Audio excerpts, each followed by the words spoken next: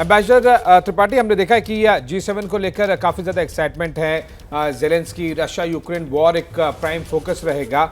Specifically अगर हम देखें, जब प्रधानमंत्री मोदी ने अपने डिपार्चर स्टेटमेंट में और इंटरव्यू में ये क्लियर कर दिया है पूरे विश्व को कि हम ग्लोबल साउथ की आवाज़ बनेंगे, हम उन विकसित और अविकसित देशों की आवाज़ बनेंगे, विशेष तौर पर तब जब G20 भारत मेजबानी करने वाला है। क्या G7 का मुद्दा पूरी तरह से भारत जैसे इन्फ्लुएंशियल और इंपॉर्टेंट कंट्री के रहते हुए, वो भी स्पेसिफिकली प्राइम मिनिस्टर मोदी के रहते हुए, क्या ये वॉर पूरा हाईजैक कर पाएगा G7 को?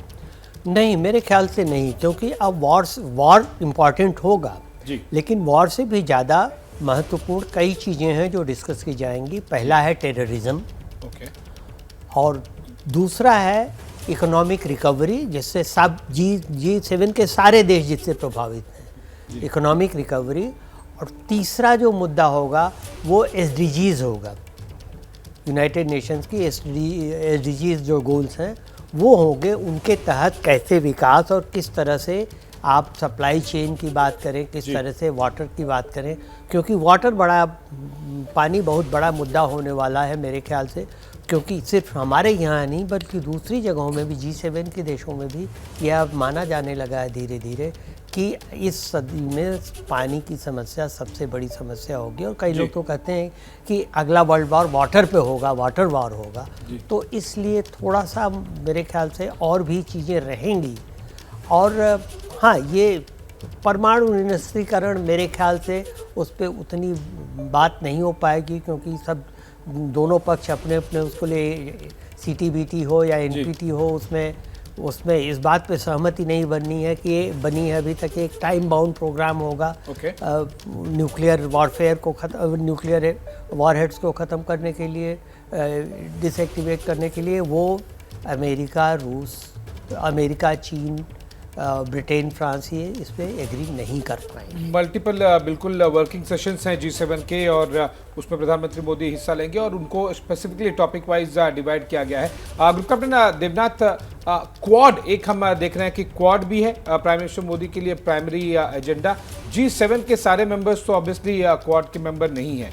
क्वाड पर पूरे विश्व की नज़र होगी, जो कि G7 के पैरेलल होगा, और अब ज़्यादा फोकस हो जाएगा क्योंकि ऑस्ट्रेलिया में जो क्वाड होना था अब वो तो नहीं हो रहा। ऐसे में चारों लीडर्स यहीं पर मिलकर बातचीत करेंगे।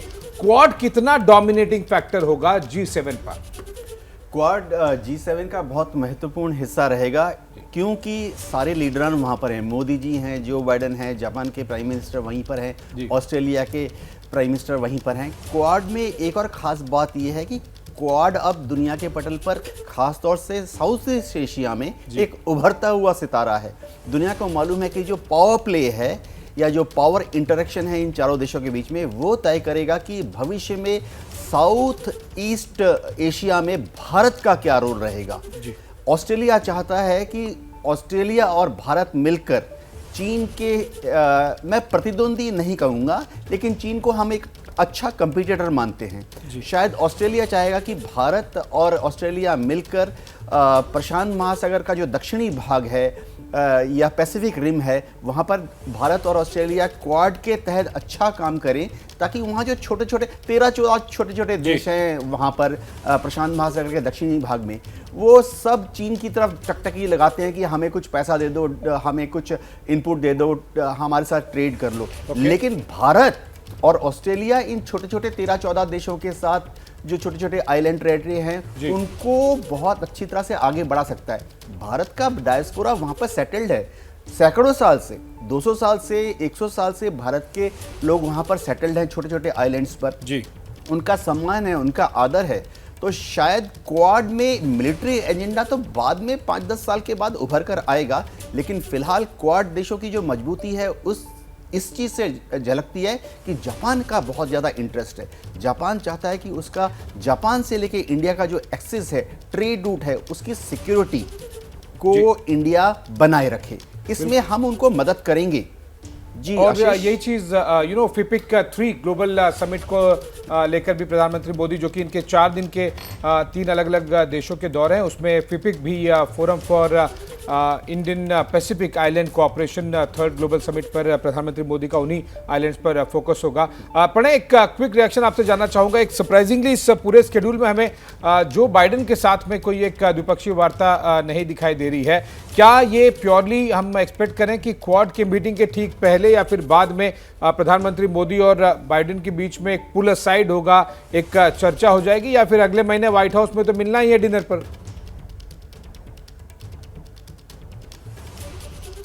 जो बाइडेन ने बुलाया, लेकिन ऐसे बहुत सारे मौके होंगे जब दोनों नेता साथ में होंगे। हमने बाली में भी देखा था कि किस तरीके से पुल असाइड हो गई थी दोनों के बीच में। हमने कई बार अलग अलग जगहों पे इस मौकों पे देखा है कि राष्ट्रपति बाइडेन जो हैं वो एक कोजीनेस, एक कंफर्ट, एक कनेक्शन जो है वो देखने को मिलता है प्रधानमंत्री मोदी के साथ। उनका ये जो इंटरनेशनल डिप्लोमेसी में जिसे लीडर्स केमिस्ट्री कहा जाता है, तो भले ही शेड्यूल में ना हो, हालांकि अभी कई मुलाकातें उनकी कल भी शेड्यूल होनी है, कई बायलैटरल मीटिंग्स कल भी शेड्यूल होनी है। कल का शेड्यूल जब साफ होगा, क्योंकि जैसा मैंने कहा कि बहुत सारे रिक्वेस्ट की टाइमिंग्स ऐसी हैं जिसके अंदर मुलाकातें मुमकिन हो सकती हैं, लेकिन टाइमिंग शेड्यूल ऐसे हैं जिनके कारण नहीं हो पा रही हैं। तो कैसे उन्हें फिट इन किया जाए, ये तमाम कवायदें फिलहाल चल रही हैं। लेकिन अब देखना होगा कि आज जब मेज के ऊपर पहली बार मुलाकात होगी, उनकी आमने सामने होंगे G20 के G7 के सेशंस के दौरान, तो किस तरीके का कनेक्शन देखने को मिलता है और क्या कोई पुल असाइड आज अलग से होती है या एक बायलैटरल मुलाकात के लिए मिलते हैं। जी बिल्कुल प्रणय, और हमने देखा है कि इस तरह से वेन्यू पर अनस्केड्यूल्ड मीटिंग बहुत ज़्यादा हो जाती है और 5-7 मिनट ही टॉप मोस्ट लेवल पर काफ़ी होता है विचारों के आदान प्रदान के लिए, और डिसीजंस भी कई बार वहीं पर ले लिए जाते हैं। डेलीगेशन लेवल की द्विपक्षीय वार्ता तक की ज़रूरत नहीं पड़ती, और विशेष तौर पर तब जब अगले महीने ही प्रधानमंत्री मोदी व्हाइट हाउस में डिनर पर जाने वाले हैं, जहां पर प्रेसिडेंट बाइडेन उन्हें होस्ट करेंगे। और इसी के साथ ही हमारे सारे पैनलिस्ट का मैं शुक्रिया अदा करना चाहूँगा। आप सभी हमारे साथ में जुड़े और इस अर्ली मॉर्निंग स्पेशल ब्रॉडकास्ट में आपने शिरकत की और अपने पॉइंट्स शेयर किए। मोदी इन जापान पर हमारा ये मेगा कवरेज और इस हर एक डिटेल जो कि प्रधानमंत्री मोदी के इंटरेक्शन से लेकर द्विपक्षीय वार्ता और क्वाड तक और G7 तक हम डिटेल्स आप तक पहुंचाते रहेंगे। जैसे ही घड़ी का काटा दोपहर 2:30 पे आए, बबीता जी का दिल सास बहू साजिश के लिए मचल जाए।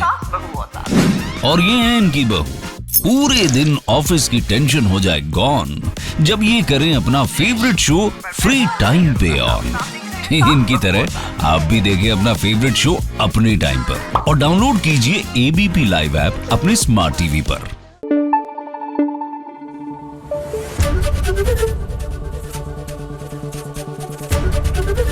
ABP न्यूज आपको रखे आगे।